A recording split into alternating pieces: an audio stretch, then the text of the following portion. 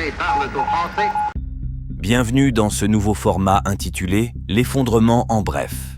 Plongeons directement dans les actualités chaudes du moment pour tenter d'y voir plus clair sur les événements en cours sur le plan international. Voici le développement des 24 dernières heures.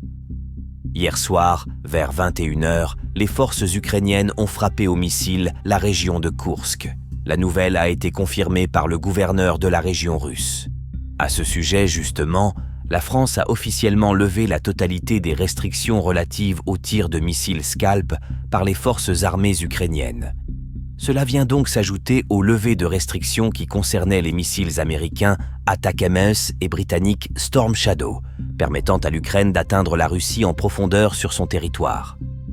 Le fameux tir de missiles hypersoniques par la Russie sur la ville ukrainienne Dnipro était une réponse à une attaque précédente impliquant des missiles britanniques Storm Shadow. La France vient donc de faire un pas de plus dans ce qui ressemble de plus en plus aux prémices d'une troisième guerre mondiale. Il est utile de rappeler que l'utilisation de ces armes implique physiquement des militaires américains, britanniques et français.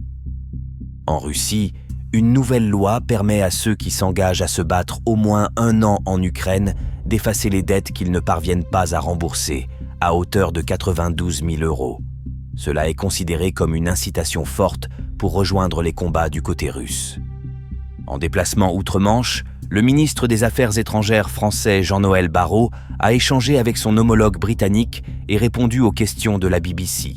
Jean-Noël Barrot estime que les alliés occidentaux ne devraient pas fixer de limites au soutien à l'Ukraine contre la Russie et ne pas fixer et exprimer de lignes rouges.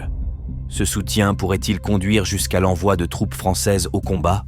Nous n'écartons aucune option, a-t-il répondu. Nous soutiendrons l'Ukraine aussi intensément et aussi longtemps que nécessaire, parce que c'est notre sécurité qui est en jeu. Chaque fois que l'armée russe avance d'1 km², la menace se rapproche d'1 km² de l'Europe, a-t-il déclaré. Au cours de cette même interview, Jean-Noël Barrot a suggéré qu'il serait possible d'inviter l'Ukraine à rejoindre l'OTAN, comme le président Zelensky l'a demandé. Nous sommes ouverts à une invitation, et donc dans nos discussions avec nos amis et alliés, ainsi qu'avec les amis et alliés de l'Ukraine, nous travaillons à les rapprocher de nos positions, a-t-il indiqué. Fin de transmission.